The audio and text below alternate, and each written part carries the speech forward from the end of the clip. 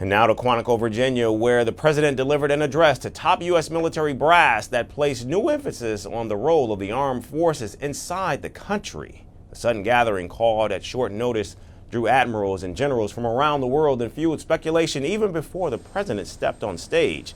However, after President Trump took over, the message was clear. The U.S. military should prepare for what he described as an enemy within. He argued that America faces domestic unrest and crime that should be treated with the seriousness of a foreign war. In fact, he even proposed using American cities, particularly those under Democratic leadership, as training ground for federal forces. We have many cities in great shape, too, by the way. I want you to know that. But it seems that the ones that are run by the radical left Democrats, what they've done to San Francisco, Chicago, New York, Los Angeles, they're very unsafe places, and we're going to straighten them out one by one. And this is going to be a major part for some of the people in this room. That's a war, too. It's a war from within. Defense Secretary Pete Hegseth also spoke, declaring an end to woke culture inside the Pentagon, and announced that combat roles will now require gender-neutral or male-level standards for physical fitness. His comments set the stage for President Trump's broader focus on reshaping military culture and priorities.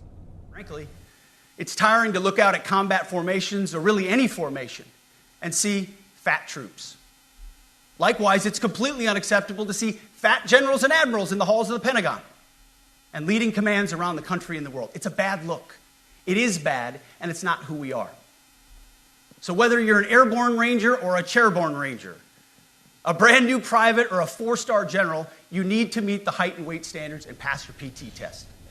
And the president's speech wasn't confined to just domestic issues. He also highlighted his involvement in Middle East diplomacy, claiming that a ceasefire in Gaza could be reached as soon under his plan, which he said has been accepted by Israel and Arab states, but still requires agreement from Hamas. But we have just about everybody. We have one signature that we need, and that signature will pay in hell if they don't sign. I hope they sign for their own good, and we create something really great. And bizarrely, the president once again raised the issue of the Nobel Peace Prize, insisting that his record makes him deserving, but lamenting that recognition is unlikely. He described the lack of acknowledgement as an insult to the United States. Will you get the Nobel Prize? Absolutely not. They'll give it to some guy that didn't do a damn thing. They'll give it to a guy that wrote a book about the mind of Donald Trump and what it took to solve the wars. And he'll get the Nobel Prize will go to a writer. And speaking about Ukraine, President Trump expressed disappointment in Russian President Vladimir Putin, criticizing the length of the war and suggesting Russia should have concluded the conflict quickly. He maintained that U.S. diplomacy under his leadership could still bring the fighting to an end, though no breakthrough has yet to be achieved. Disappointed in President Putin. I thought he would get this thing over with. He should have had that war done in a week.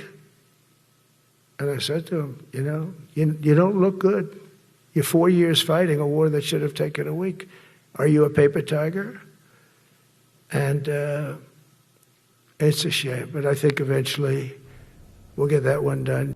And of course, the president could not conclude his speech without attacking his predecessor, Joe Biden, blaming the chaotic withdrawal from Afghanistan for emboldening Russia. He contrasted Biden's presidency with his own, portraying himself as a leader who restored global respect back to the United States. We're witnessing the triumphant return of peace through strength. We have great peace through strength. America is respected again as a country. We were not respected with Biden. They looked at him falling downstairs every day. Every day the guy's falling downstairs. He said, it's not our president. We can't have it. I'm very careful. President Trump ended with emphasizing his vision for the U.S. military's future, a force focused less on political correctness and more on toughness, readiness, and domestic security. He even applauded efforts to rebrand the Pentagon as a Department of War, calling it a reaffirmation of America's purpose and pride. The president's overarching message was stark. The military's most important battles may no longer be foreign, but actually domestic.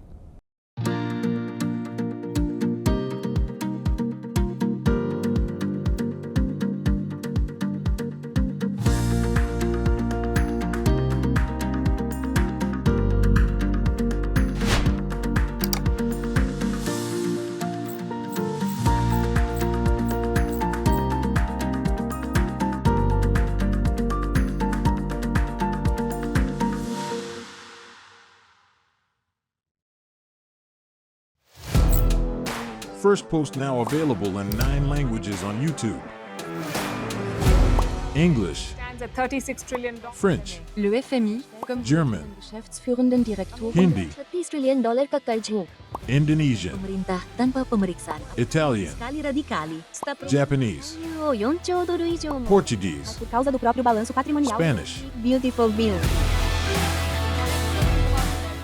Go to Settings, click on Audio Track and select the language of your choice. Be the first to know what's happening around you in your first language. Firstpost.